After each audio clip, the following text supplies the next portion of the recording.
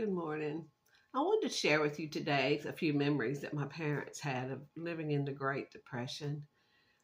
My mom was born in 1931 and my dad in 1929, and he's still living. He's 97 years old. Um, I see videos of people when they're talking about it. I wish I'd got my mom on camera doing it. My dad, though, he didn't. He said for him, he lived in a city in Virginia, um, growing up, and his dad never lost his job from the mill, and they had a home. And he does remember relatives coming and staying and living with them in their in an extra room and such.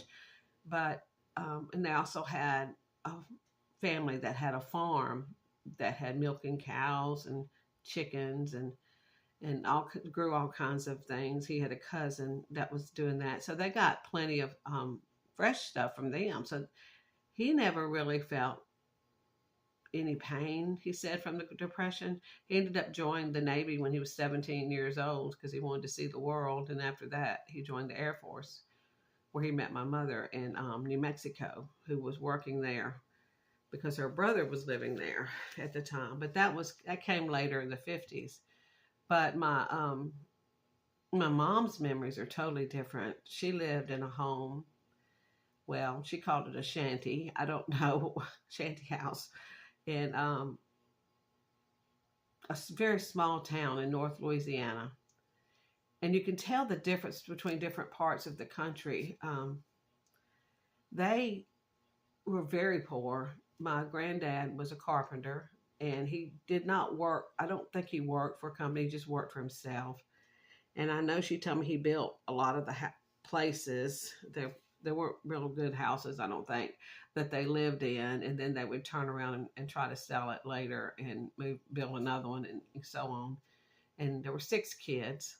There were normally originally eight. Two died at birth, but my mom was the next to the last youngest, and her older sister was totally blind, and her younger her brother was totally blind.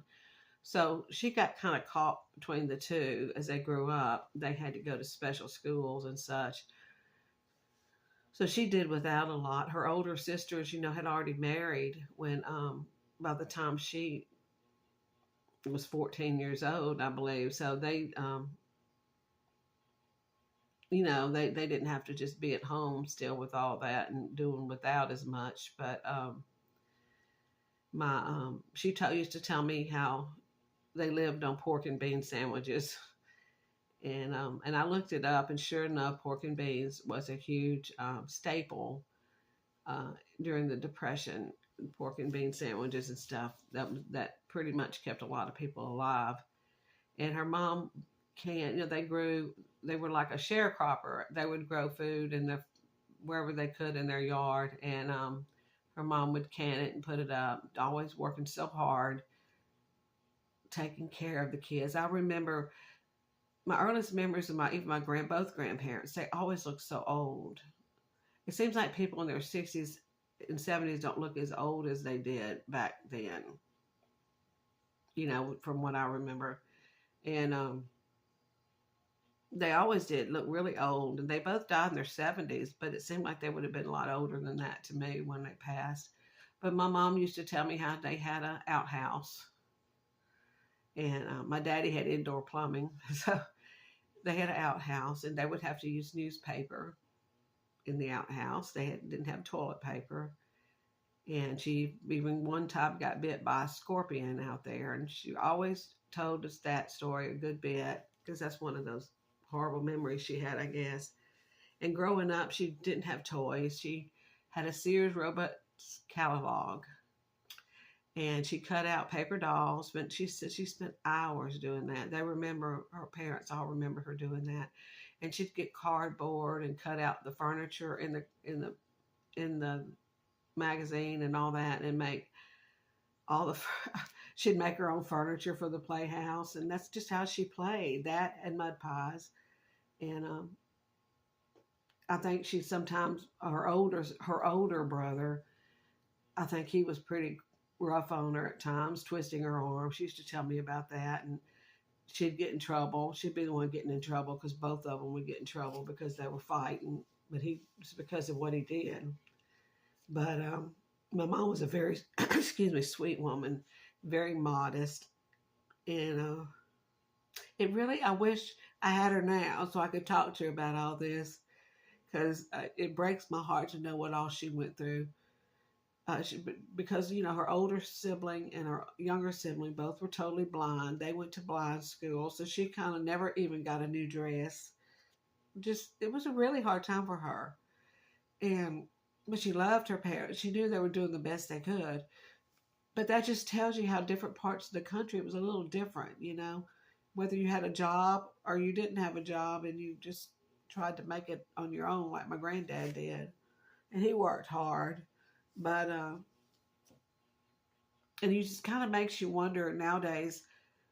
Our economy is getting pretty bad, and my husband has a job, but it just seems like all we can do to just try to stay above the water. He needs to retire, and I am a little concerned about this AI because there's a lot. My sons, have jobs, and daughter-in-law, and everything. Everyone, all their kids have jobs. What's going to happen when AI takes over in a couple of years, 2 to 4 years?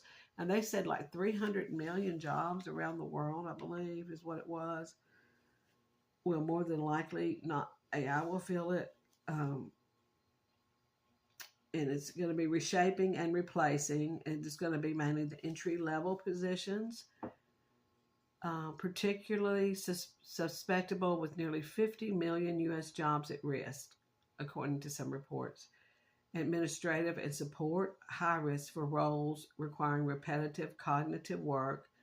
Manufacturing and service jobs are going to be affected. 50% of factory work and 60% of food service roles could be replaced by AI-driven robotics by 2040. White-collar roles, management consultants, customer service agents, graphic designers are seeing significant tasks replacing. So where the tax dollars going to come from? Obviously, people are putting these robots in place so they don't have to pay,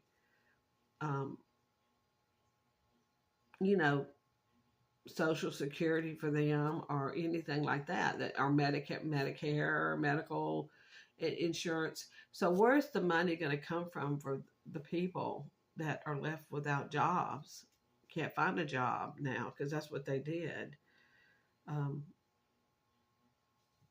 What's the plan here? It makes you wonder, don't it? Anyway, I just wanted to ask you all about that. One of my favorite channels to watch is it's Great Depression. Clara, I believe it's Great Depression with Clara, and she talks about things in the Great Depression. She's passed away now, and does some cooking and some of the things that they would eat, simple foods that they would eat back then, and it's a good channel to go watch and try to just start preparing yourself a little bit, your pantries. I don't know what's going to happen with kids. You don't even know what them to go into school anymore once they get out of high school, what they need to try to do, because that's just kind of a broad coverage of different jobs, white collar and blue collar. And I just I get concerned about where's the money going to come from for health insurance, Social Security, Medicare. I mean, I know that they didn't used to have that in the early 1900s, but we've gotten used to that. And there are people that are going to be on Social Security and Medicare like me at that time. And then you're going to have younger people. They're not going to have anything as they get older because they've already, like my sons are in their 39 and 40s, and they've been paying into this their whole adult life. And they're not going to see a dime of it, it sounds like. Gloom and doom today, I guess. It's just kind of one of those things. The depression part is what I wanted to share with you. Do you have any stories of your parents or grandparents during the Depression? I'd love to hear them. Thank you so much for watching, and have a blessed day.